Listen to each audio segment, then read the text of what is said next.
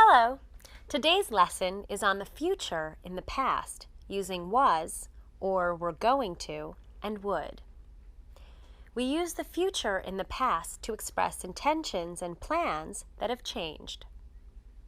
Have I ever told you how I started teaching English? In college, I studied Spanish and Latin American history. I was going to go to graduate school to get a master's in Latin American history. I thought I would be a professor in a Latin American studies program at a university, but my advisor said I needed to live in a Latin American country to teach Latin American history. She suggested that I teach English in Mexico, and now I really love teaching English. Here's what I said 5 years ago.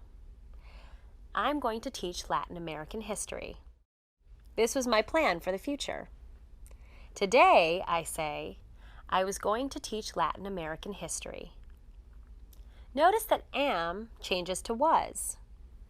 We often use was or were going to for intentions or plans that changed.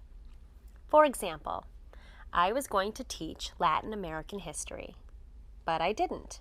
I taught English instead. We can make yes-no questions with was or were going to. For example, were you going to teach Latin American history? Or, weren't you going to teach Latin American history?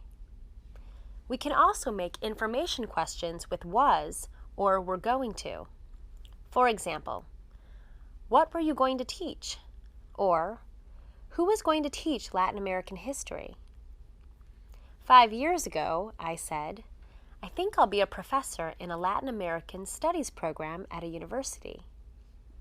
Today, I say, I thought I would be a professor in a Latin American studies program at a university. Would is the past form of will. We also use it to discuss past intentions and plans that have changed. It's used in a noun clause after verbs like thought, believed, and said. We can also use was or were going to in a noun clause after thought, believed, or said. I thought I was going to be a professor in a Latin American studies program at a university.